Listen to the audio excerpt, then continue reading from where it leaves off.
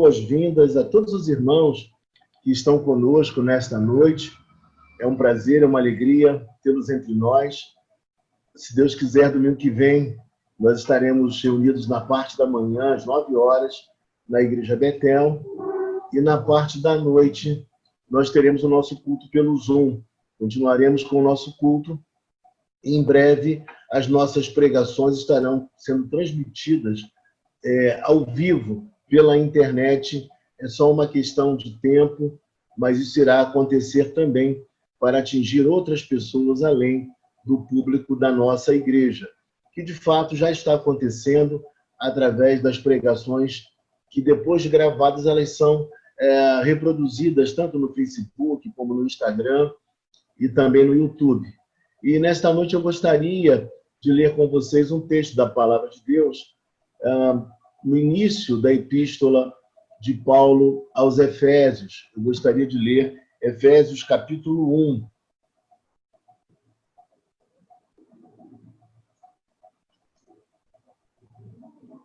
Efésios capítulo 1, versículo 1. Efésios capítulo 1, versículo 1.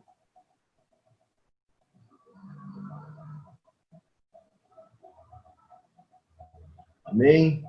Diz assim a palavra do Senhor. Eu gostaria de ler apenas alguns versos, primeiramente, depois, conforme o passar do tempo, se houver possibilidade, nós iremos enfocar mais alguns versos.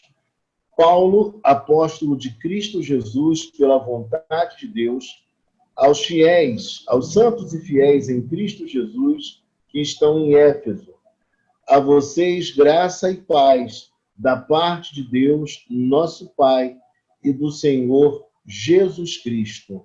Oremos. Senhor Deus e Pai celestial, nós queremos te agradecer pela tua palavra, pela oportunidade que temos hoje de falar, ó Deus, das tuas verdades santas, preciosas ao nosso coração, e que uma vez, ó Deus amado, tua palavra sendo exposta, o nosso coração possa ser fortalecido, Pai, encorajado.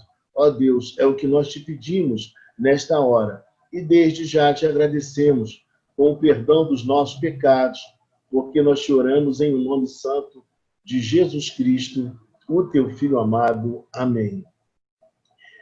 Meus irmãos, uma certa ocasião, eu tive o prazer, o privilégio de conhecer aqui em Niterói, nós somos de Niterói, para quem estiver nos assistindo pela internet, nós somos de Niterói, e Niterói é uma cidade belíssima. Mas houve um dia que eu pude testemunhar que essa beleza era muito mais esplêndida do que eu poderia imaginar. Fui fazer um passeio com minha família, com minha mulher, e nós fomos a um forte aqui em Niterói. Um forte que fica bem lá no alto. Se eu não estou enganado, o nome do forte é Forte São Luís. E ao chegar nesse forte, eu pude ter uma percepção da cidade que até então eu não havia tido. Eu pude perceber uma beleza ainda mais exuberante. Eu pude olhar os pontos turísticos. Eu pude ver coisas muito belas e fiquei profundamente grato a Deus de me proporcionar a oportunidade de contemplar tamanha beleza, de ter nascido aqui, e também de poder olhar tantas coisas maravilhosas por um outro prisma, por um outro ângulo, de uma outra parte da cidade que até então eu não conhecia. E quando nós olhamos para o texto de Efésios, nós temos a mesma impressão. Parece que as doutrinas que nós já conhecemos, elas ganham um contorno ainda mais belo. Parece que Deus nos mostra peculiaridades de sua palavra, que já eram verdades conhecidas por nós, mas agora vistas de uma outra forma, por um outro prisma. E quando a gente olha para o texto, a gente tem que se lembrar que essa epístola é uma das cartas da prisão. Paulo escreveu esta carta possivelmente da prisão em Roma, uma prisão domiciliar. E quando ele escreve, ele fala de uma maneira muito clara sobre a importância da Trindade. Nós veremos nesse texto a Trindade presente e atuante na história. E para além da história, diria eu. Mas o texto nos fala no versículo 1, Paulo, apóstolo de Cristo Jesus, pela vontade de Deus. Paulo nos afirma inicialmente que o seu chamamento, que a sua vocação, ela não partiu primeiramente do seu próprio coração, do seu desejo. Não foi ele quem impôs as mãos sobre a sua cabeça e se ordenou. Não, de maneira alguma. Ele está dizendo para nós que antes dos homens o fazerem, o próprio Deus o havia chamado para essa função e para essa responsabilidade. Ele foi alguém constituído por Deus como apóstolo, pela vontade do próprio Deus. E ele diz mais para nós, ele fala aos santos e fiéis em Cristo Jesus que estão em Éfeso. A ideia do apóstolo Paulo é que a igreja ela é composta por santos, por homens e mulheres que são santos e fiéis, que foram chamados por Deus, separados por Deus, para viverem na face da terra de forma a glorificar o seu santo e bendito nome.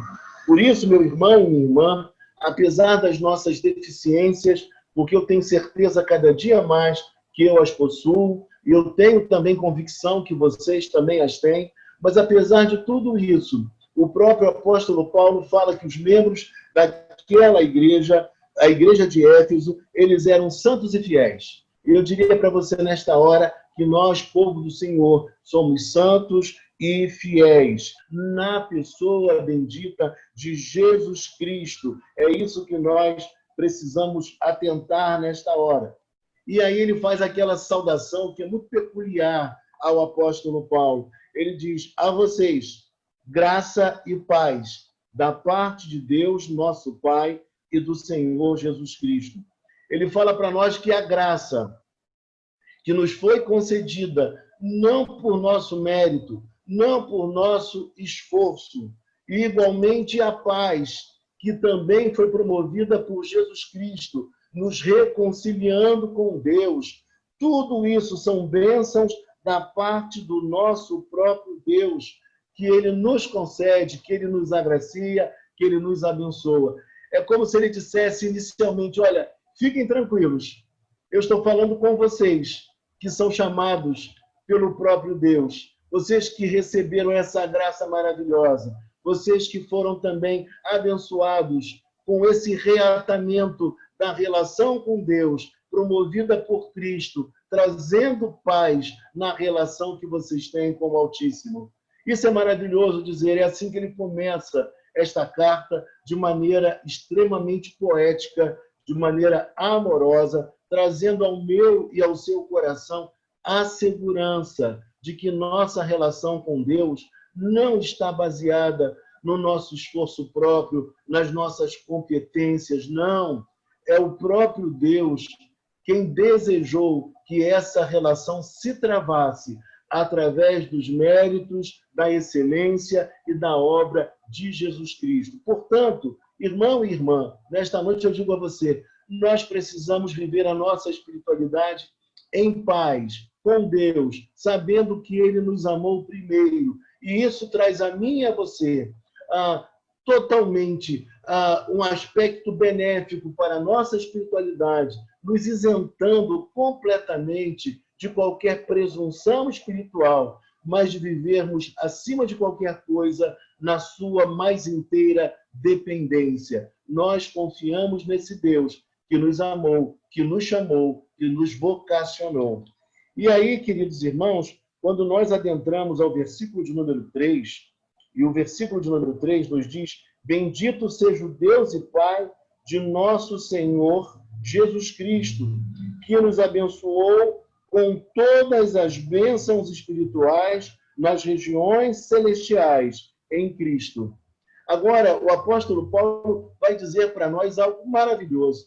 Ele vai dizer que é o próprio Deus que nos abençoa, que nos agracia com toda a sorte de bênçãos espirituais.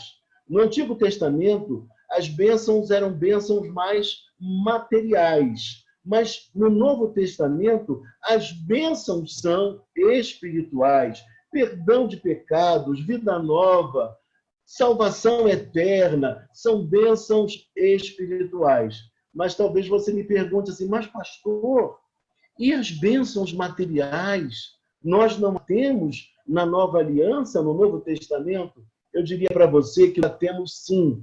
Apenas o Senhor mostra para nós que nós não devemos ficar profundamente ansiosos por elas, porque Ele próprio, Ele já nos conferiu essas bênçãos, porque lá em Mateus capítulo 6, versículo 33, o texto nos fala: buscai, pois, o reino de Deus e a sua justiça, e as demais coisas vos serão acrescentadas. Então, na nova aliança, nós também temos as bênçãos de Deus materiais sobre a nossa vida. Mas o que o texto quer mostrar é que, para além das bênçãos materiais, nós temos bênçãos espirituais, que são bênçãos que o homem, de forma alguma, ele poderia alcançá-las, mas Deus, de maneira tão abundante, as ofertou a mim e também a você.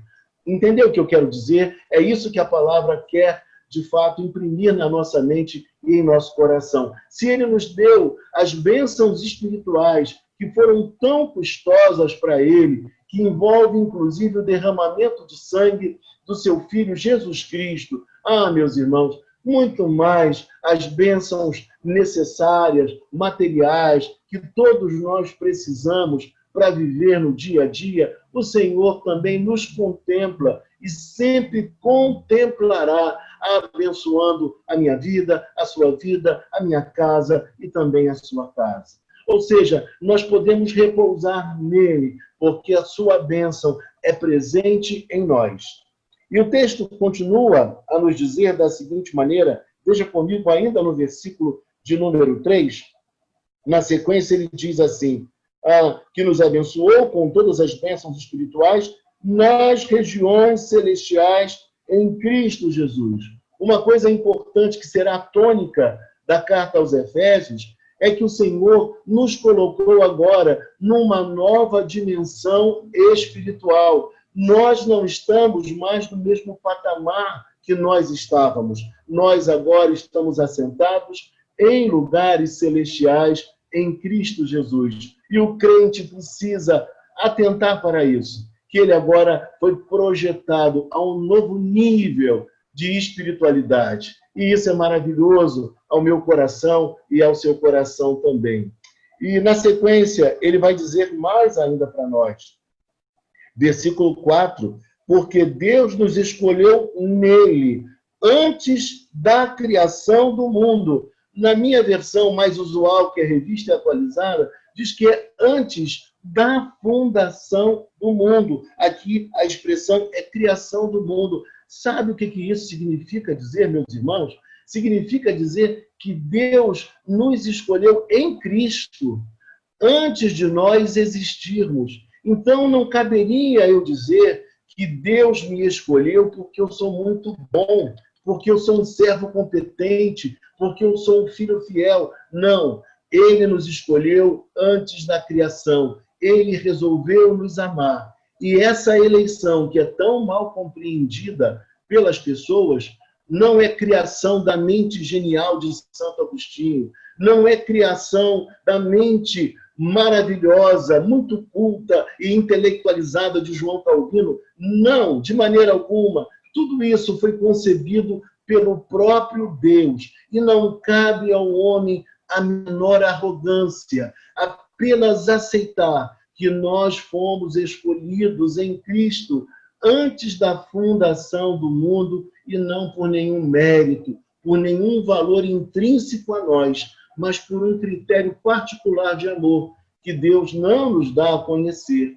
Portanto, todo aquele que conhece a palavra e que entende essa eleição, ele tão somente a aceita e não é movido e não pode ser movido por nenhum sentimento de altivez, achando que ele é mais poderoso, que ele é mais especial, que ele é mais santo do que as demais pessoas. Deus nos escolheu porque assim ele desejou fazer. E nós precisamos caminhar apenas dentro dos limites que a palavra de Deus nos dá a condição de caminhar. Não podemos especular, mas temos uma certeza que Deus escolheu a você, que confessa o nome de Jesus. Deus escolheu a mim, que confesso o nome de Jesus Cristo, que acredito nele e que vivo para ele.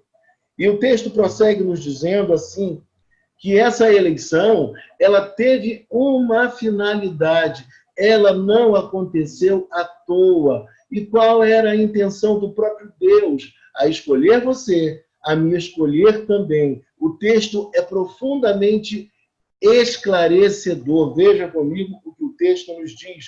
Olhe para o texto. Para sermos santos e irrepreensíveis na sua presença. Para sermos santos e irrepreensíveis em sua presença. Deus nos escolheu para um caminho de santidade. Deus nos escolheu para vivermos uma vida irrepreensível.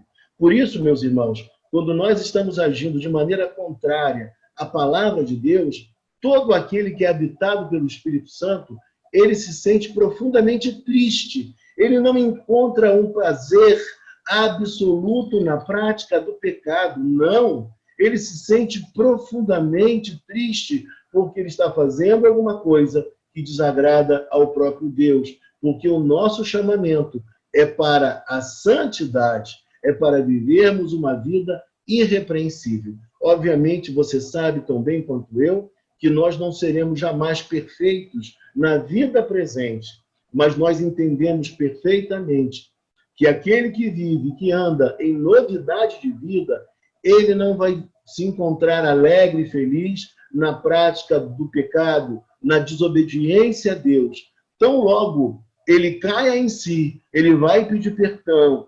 ele vai acertar a sua vida, porque o seu maior anelo, o seu maior ensejo é viver de forma agradável a esse Deus que o chamou e que o vocacionou. Irmãos, isso é extraordinário, é libertador, porque ao mesmo tempo que nós sabemos que ele nos escolheu por um amor profundo, não por nossos méritos, mas ao mesmo tempo ele colocou em nós mesmos um desejo profundo de obedecê-lo, de amá-lo, de respeitá-lo. E na sequência, o texto diz: em amor nos predestinou. Veja comigo, olha que coisa, para sermos adotados como filhos. E é curioso dizer para vocês que John Stott esclarece muito bem que lá em Roma, na Roma antiga, os direitos do filho legítimo eram idênticos aos direitos dos filhos adotados. Então, nós somos filhos de Deus, nós fomos escolhidos por Ele para viver esse relacionamento, esse status de filho. Deus poderia, segundo alguns pensam, ter destruído todas as coisas, mas Deus não fez, porque a sua criação é esplêndida. Ele tem propósitos na sua vida, ele tem propósitos também na minha vida. Portanto, ele nos escolheu por esse amor incontido, imensurável, que não podia ficar apenas na Trindade. Eles se bastavam, eles eram suficientes, mas esse amor teve que extravasar, teve que atingir a mim e a você, a humanidade, assim como aqueles pais que não conseguem ficar sem ter os seus filhos. Uma vez que não tenham podido conceber uma criança, eles geram uma criança no coração e acabam por adotar uma criança, porque o amor é tão intenso que eles não conseguem ficar apenas entre si, entre o marido e a mulher. E aí, queridos, quando nós olhamos para o texto, o texto fala através do apóstolo Paulo que essa adoção veio por meio de quem? Veio por meio de Jesus Cristo. E diz mais, diz que isso tudo foi conforme o bom propósito da sua vontade, para o louvor da sua gloriosa graça, a qual nos deu gratuitamente no amado.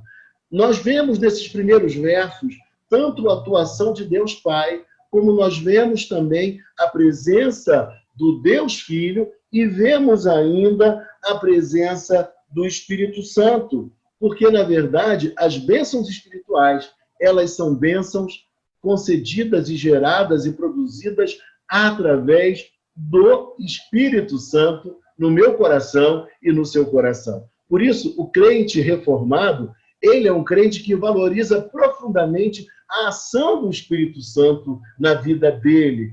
Olha, irmãos, como é bom saber que o Espírito Santo habita em nós. Ele nos conduz em segurança, ele trabalha em nossa vida para que nós tenhamos alegrias em Deus. E isso é maravilhoso. E na sequência, ele vai nos dizer assim: nele temos a redenção. E quando a gente pensa em redenção, a gente pensa no que aconteceu lá no Êxodo. No momento da Páscoa, onde o povo, ele marca as suas portas com sangue, e quando o anjo da morte passa por ali, ele poupa os primogênitos daquelas casas, das casas dos israelitas, porque Deus concede ali um livramento. E na sequência nós sabemos que o povo sai do Egito. A redenção, meu amado irmão, minha amada irmã, é justamente um livramento mediante o pagamento de um preço.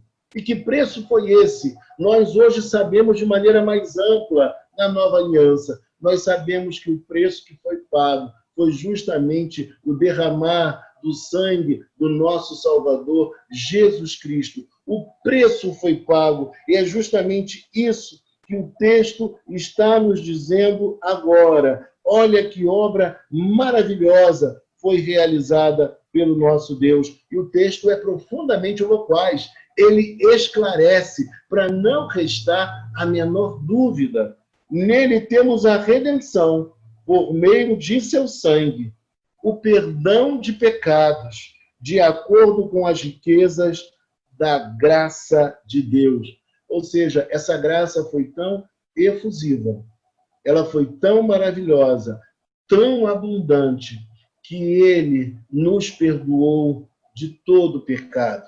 Nós temos liberdade agora, liberdade espiritual, porque os nossos pecados, eles foram perdoados. Porque essa graça não é uma graça contida, não é uma graça pequenina, mas o texto fala para nós que essa graça é extrema, é uma graça enorme. Ele fala em riqueza da graça de Deus. É essa riqueza que te atendeu um dia. Foi essa riqueza que me atendeu, que me assistiu e que te assistiu também um belo dia. E hoje nós temos a liberdade de vivermos para Cristo, tendo perdão, tendo a reconciliação, tendo a redenção nele. E nada mais pode nos privar desse amor. Nada pode nos afastar dessa companhia bendita, dessa segurança que o crente tem. É uma segurança que pode ser entendida por muitos que não conhecem a nossa fé como algo presunçoso, como algo arrogante. Mas eu diria para você, nesta noite, que não se trata disso. É justamente uma postura de humildade, de abnegação, de dependência de Deus, que envolve a minha vida e que envolve também a sua vida, e de todo aquele que Jesus Cristo, o nosso Senhor, o nosso Redentor. Meus irmãos, é um texto profundamente rico. Eu poderia levar semanas somente nesses primeiros versos, mas eu tenho certeza que o que Deus quer nos comunicar nesta noite é suficiente para, em dias de tamanhas lutas e dificuldades, nós termos o abrigo seguro nele, a tranquilidade e a firmeza na fé. O texto prossegue nos dizendo assim, olhe para a sua Bíblia, versículo 8, a qual ele derramou sobre nós com toda a sabedoria e entendimento, e nos revelou o mistério da sua vontade, de acordo com o seu bom propósito, que ele estabeleceu em Cristo. Olha que coisa linda. Ele está dizendo para mim, para você, que foi ele que idealizou tudo isso. Foi ele que pensou, que imaginou, que concebeu. E é ele mesmo, em Cristo, que conclui, Tudo isso que foi idealizado por ele. Sabe o que isso significa dizer? É que nada pode fugir ao seu propósito, que nada pode surpreendê-lo. Tudo já está previamente estabelecido. E se tudo está nas suas mãos, no seu controle, nós também estamos seguros em suas mãos. Nós temos a sua proteção, o seu cuidado e o seu amor. Ah, irmãos, isso é extraordinário. E quando nós olhamos para o texto vai nos dizer assim, olha comigo o versículo de número 10. Isto é, de fazer convergir em Cristo todas as coisas, celestiais ou terrenas, na dispensação da plenitude dos tempos. Ele está dizendo para nós que o conhecimento que nós temos hoje, o judeu não conhecia de maneira tão plena. Que houve um momento marcado por Deus, um momento chamado de plenitude dos tempos, em que Cristo veio a este mundo para se revelar ao homem. Todas as condições estavam perfeitamente elaboradas para que Cristo viesse nem antes, nem depois, mas viesse justamente na hora exata. Isso é extraordinário. Ele veio na plenitude dos tempos, na hora certa. Ele se deu a revelar. As condições eram propícias para isso. Deus mesmo trabalhou para que isso acontecesse, ou seja, um só idioma, que era o idioma grego koiné, era a língua da época, as estradas bem pavimentadas, porque Roma tinha como proposta a Pax Romana, o controle de todo o seu território, com estradas bem pavimentadas, para poder levar as guarnições para impedir que qualquer insurreição viesse a acontecer. Tudo isso facilitou a propagação do Evangelho, estradas bem construídas e a disseminação da palavra de Deus. Meus irmãos, Deus é fabuloso, Deus é extraordinário, Ele é magnífico. Tudo foi preparado para que Ele viesse na plenitude dos tempos. E nós tivemos o privilégio de poder conhecê-lo. Porque seria muito triste passar pela vida e não conhecer a esse Deus tão amoroso. Seria terrível passar por essa vida e não conhecer a sua palavra, os seus projetos, os seus planos, não sermos contados como um dos tais, daqueles que foram escolhidos por ele para, na face da terra, deixar uma impressão maravilhosa, uma impressão que marcasse corações com a sua palavra, com um bom testemunho, e é isso que Deus quer e requer de mim e de você. Irmãos, o nome de Deus é glorificado quando nós damos bons testemunhos, quando nós servimos ao próximo, independentemente de sua crença, se tem crença ou não, de quem seja a pessoa, quer seja pobre, quer seja rico, quer seja intelectual, ou quer seja uma pessoa muito simples. É isso que agrada a Deus, é agindo assim que nós cumprimos a sua santa vontade e o seu desejo para mim e para você. Ou seja, Deus nos criou para que nós glorificássemos o seu santo e bendito nome. É por isso que quando você ajuda aquele que está sofrendo, uma grande e profunda alegria brota no seu coração. O seu ser é impregnado de santas emoções, de uma felicidade incontida, porque você serviu ao seu semelhante. E sabe por que isso, irmãos? Isso se dá porque tanto você como eu, nós fomos chamados por Deus, predestinados por Deus, para andar e para viver em boas obras. Assim como as nossas más obras trazem tristeza ao nosso coração, as nossas boas obras trazem felicidade ao meu íntimo e ao seu íntimo, porque nós fomos chamados para viver assim, na prática de boas obras. E aí o texto prossegue nos dizendo, olhe para a sua Bíblia, diz assim no versículo 11, nele fomos também escolhidos, tendo sido predestinados conforme o plano daquele que faz todas as coisas segundo o propósito da sua vontade, a fim de que nós, os que primeiro esperamos em Cristo, sejamos para o louvor da sua glória. Ele está dizendo para mim, para você aqui, que os propósitos da sua vontade, eles se cumprem. E diz mais, ele diz para nós, para mim, para você, que nós fomos criados com uma missão, com uma função. Nós fomos criados para o louvor da sua glória. O crente, ele vive nesse plano, neste mundo, para o louvor da glória de Deus. Acima do nosso reconhecimento público, implicadas na vida profissional, na vida pública, na vida política, por nós sermos pessoas que dão uma contribuição à sociedade, acima de tudo isso que é importante, e através dessas coisas nós também glorificamos ao nosso Deus. Mas acima de tudo isso, a nossa principal intenção, o nosso mais claro anelo, precisa ser o afã de glorificar o nome de Jesus Cristo, o nosso Redentor, o nosso Salvador. Tudo Deus estabeleceu para que convergisse na pessoa de Jesus Cristo. Tudo é para Ele, tudo é para a sua glória. Ele também é a imagem do Deus invisível. Irmãos, esse texto é para nós um profundo gozo. Alguns dizem que o apóstolo Paulo, quando escreveu esse texto, ele escreveu numa carreira, ele escreveu numa velocidade extrema, com profundo gozo na alma e com uma rapidez incrível. Era um conteúdo maravilhoso que estava sendo colocado para fora, externalizado, profundamente significativo, libertador e espiritual. É por esse motivo, por essas revelações, que um homem que passou o que o apóstolo passou, fez com que ele vivesse da maneira com a qual ele viveu.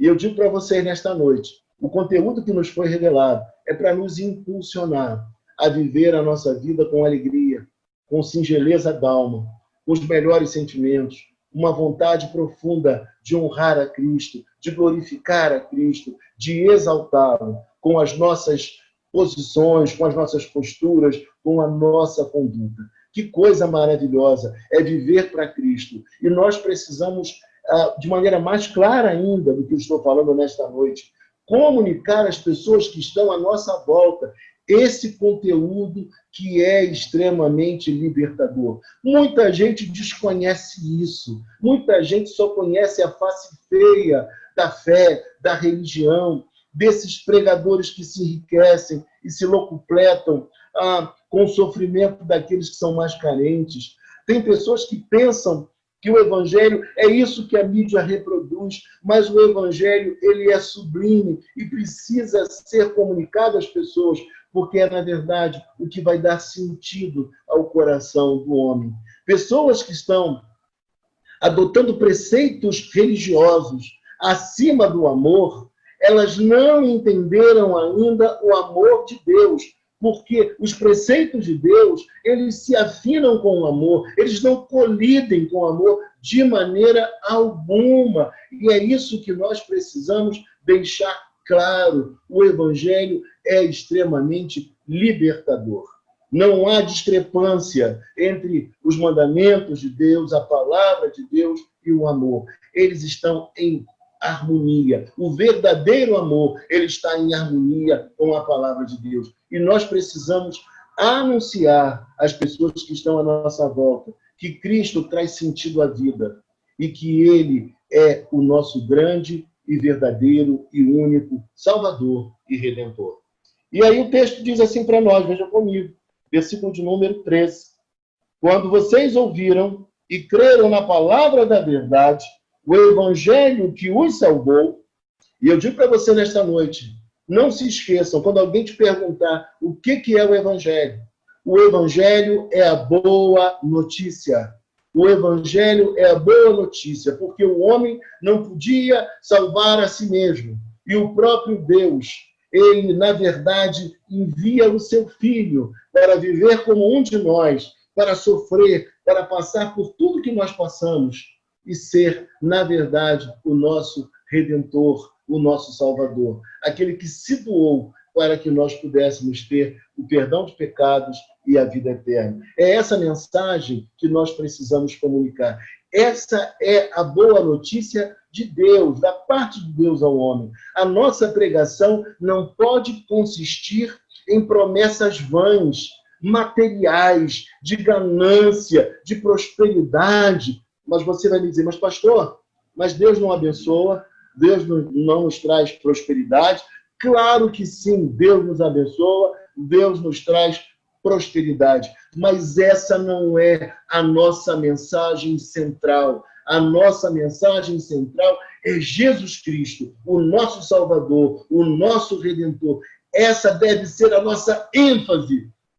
Meu amado irmão, estão deturpando completamente a mensagem do Evangelho.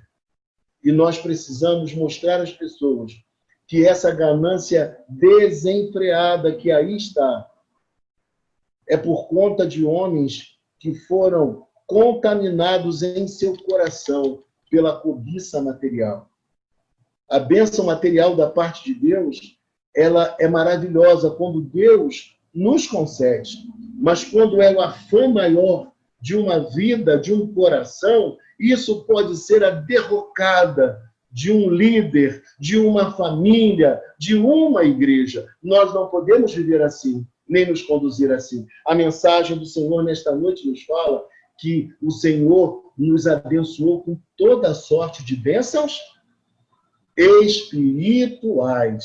São bênçãos espirituais. As bênçãos materiais, elas vêm em decorrência do amor de Deus por nós, da nossa perseverança, do nosso trabalho, da nossa dedicação. E Deus, obviamente, cuida de nós, abre portas para nós, mas não é o centro da nossa existência. Nós podemos ser felizes em Deus com muito ou com pouco. Isso não importa. O que mais importa é nós reconhecermos que o Senhor se revelou a nós. E isso ninguém rouba de nós, ninguém tira de nós. O dinheiro, uma crise pode vir, e de uma hora para outra, quem é abastado pode ficar pobre. Como também o contrário pode acontecer.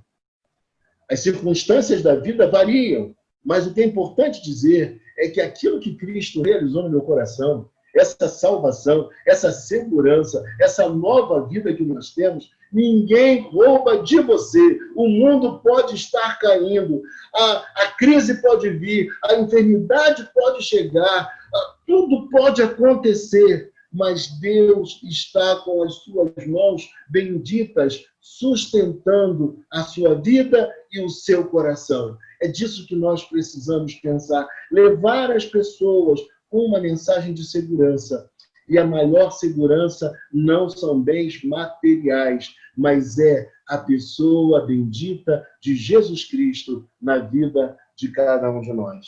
E aí, para nós finalizarmos, o texto diz: veja comigo, quanto a vocês, quando vocês ouviram e creram na palavra da verdade, o evangelho que os salvou, vocês foram selados em Cristo. O Espírito Santo da promessa. Olha que coisa. O Espírito Santo, meu irmão e minha irmã, ele é a antecipação, ele é, na verdade, o adiantamento, o antegozo daquilo que nós viveremos quando chegar o novo céu e a nova terra. Porque quando chegar o novo céu e a nova terra, nós não teremos mais dores, sofrimentos, enfermidades e crises, nem pandemia. Mas enquanto isso não chegar, o Espírito Santo atua na minha vida, na sua vida, como a antecipação desse tempo que é tão desejado por cada um de nós. Será que só eu pensei assim? Não era para ser assim as coisas? Eu creio que você também pensou assim em algum momento. Todo ser humano tem esse sentimento. Parece que as coisas não estão fazendo o mais absoluto sentido. Porque as coisas não eram para ser assim. Houve uma queda.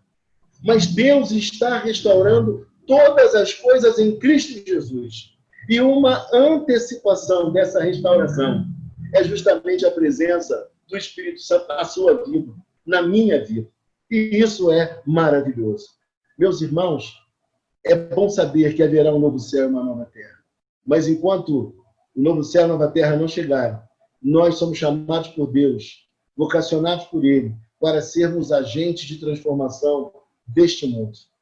Para trazermos a este mundo uma palavra de amor, de afeto, de esperança. Porque nunca, como nos dias atuais, as pessoas precisaram e estão precisando tanto de uma palavra de conforto, de ânimo e de esperança. É essa mensagem que nós devemos proferir, que Deus amou o mundo, que Deus amou as pessoas e que, apesar da queda, Ele está restaurando todas as coisas. E ninguém, nenhum ser, nenhuma criatura há de impedi-lo de fazer o que Ele próprio idealizou. Todas as coisas hão de se consumar. Isso é maravilhoso. E aí o texto nos diz que é a nossa herança até a redenção daqueles que pertencem a Deus para o louvor da sua glória. E essa antecipação, ela vem ao coração de todo aquele que recebe Jesus, que se encontra com Jesus, que abre o coração para ele penetrar. E somente em Jesus Cristo, até mesmo as coisas aparentemente sem sentido, elas ganham sentido. Elas têm um porquê de estarem acontecendo. E é Ele próprio quem nos dá a força e a condição de enfrentarmos tudo isso, de forma a glorificar, a exaltar e a bendizer o seu santo e maravilhoso nome. Meu irmão e minha irmã, eu queria dizer para você nesta hora, ao findar da nossa mensagem, que essa doutrina que nós ensinamos hoje, que está no texto, a adoção, são várias doutrinas, não uma só, mas a adoção, a eleição, todas elas são doutrinas bíblicas. E a eleição, ela é, na verdade, um incentivo à santidade. Muitas pessoas pensam assim: se você é eleito, se você é salvo, então você pode viver de qualquer maneira, porque ao final de tudo você será salvo. Engano, isso é uma inverdade, é uma distorção do que a palavra de Deus nos diz. Muito pelo contrário, a doutrina da eleição, ela é um convite a vivermos ainda mais próximos a Deus, a vivermos na dependência de Deus, a vivermos em santidade, com coerência de vida, para alegrar e agradar ao nosso Deus. As pessoas não compreendem bem e nós precisamos explicar a elas qual é a pessoa que, sendo tão amada como nós fomos amados por Cristo, ao ponto dele nos perdoar de tamanha pecaminosidade, derramando o seu sangue, qual é a pessoa que não se devotaria a ele com o mais extremo amor, com a maior dedicação, com a maior fidelidade? Por isso, essa doutrina, ela é profundamente libertadora, porque ela nos ensina que o homem não é salvo por aquilo que ele faz, porque seria muita arrogância humana acreditar que a nossa salvação está em nós, no meu desempenho, na minha capacidade. Muito pelo contrário, a nossa salvação está nele, porque ele nos escolheu antes da fundação do mundo, porque ele nos amou e por um propósito todo particular, ele se deu a conhecer a mim e a você. E, portanto, a nossa vida ganhou um novo sentido. E há em nosso coração o maior desejo de passar pela face da terra deixando um bom legado. É assim que nós terminamos nesta noite, para a glória, para o louvor e para a honra de Jesus Cristo. Amém.